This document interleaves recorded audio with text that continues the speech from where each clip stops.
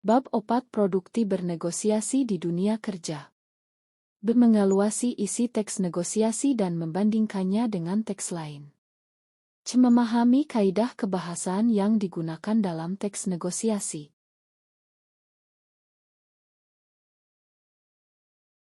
Mengevaluasi isi teks negosiasi dan membandingkannya dengan teks lain.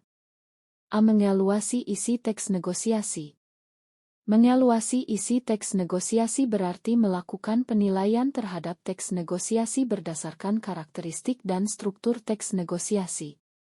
Dalam hal ini, penilaian yang dilakukan terhadap isi teks negosiasi berfokus pada bagian pengajuan, penawaran, dan persetujuan.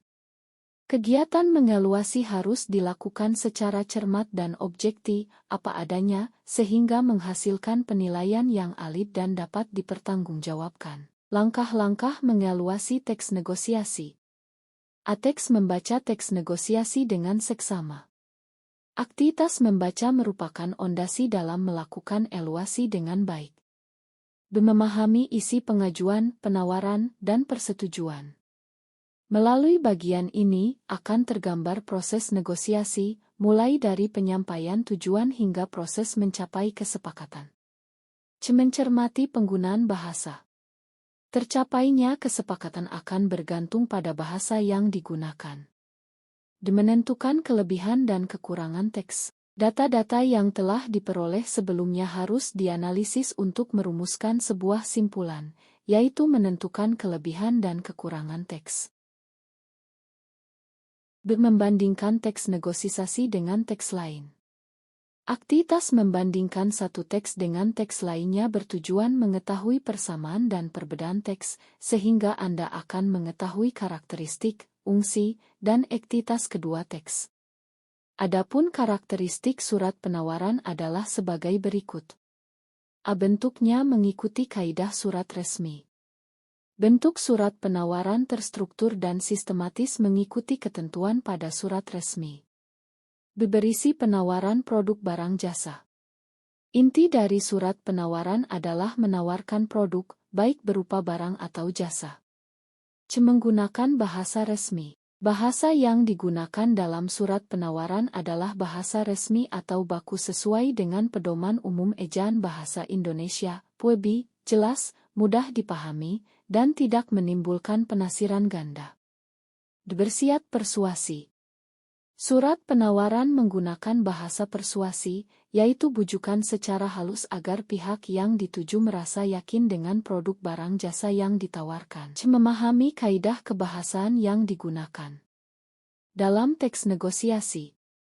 Secara umum, teks negosiasi menggunakan ragam bahasa non-resmi dan santun.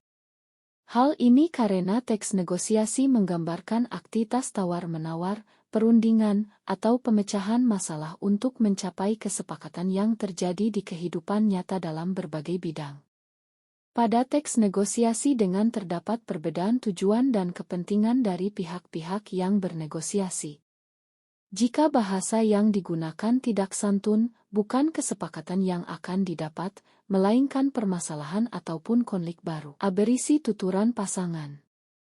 Sesuai dengan karakteristiknya, teks negosiasi berisi dialog antara dua pihak yang saling melakukan tanya-jawab atau tawar-menawar. Oleh karena itu, teks negosiasi berisi tuturan berpasangan. Hal ini tergambar mulai dari bagian awal atau orientasi, misalnya mengucapkan salam dan menjawab salam, pengajuan, penawaran, persetujuan hingga bagian penutup. Mengandung pronomina.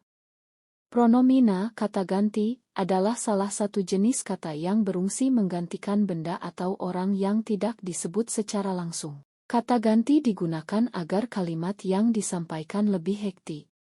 Kata ganti yang digunakan pada teks negosiasi biasanya kata ganti orang, misalnya saya, aku, kami, kita, Anda, kalian, dia, mereka, dan kata ganti petunjuk, misalnya ini, itu, begini, begitu, di sana, di situ. Contoh A. Permisi Mas Asep. Saya mau ngambil kerupuk pesanan Bapak. Menggunakan kalimat langsung. Kalimat langsung adalah kalimat yang dicapkan penutur secara langsung dalam dialog. Biasanya dengan penggunaan tanda pentik. Contoh, A. Serius banget nontonnya, yah, aku mulai percakapan. Menggunakan kalimat deklarasi. Kalimat deklarasi merupakan kalimat yang berisi pernyataan. Contoh, A. Tujuanku adalah belajar dan berlatih. Menggunakan kalimat interogasi. Kalimat interogasi adalah kalimat yang bertujuan menanyakan sesuatu kepada lawan bicara. Contoh, A. Berarti enggak boleh ya, ya. Menggunakan kalimat persuasi. Kalimat persuasi adalah kalimat yang bertujuan memengaruhi atau membujuk dengan cara halus. Contoh, A. Perusahaan kami hanya menawarkan produk yang berkualitas dengan harga bersaing.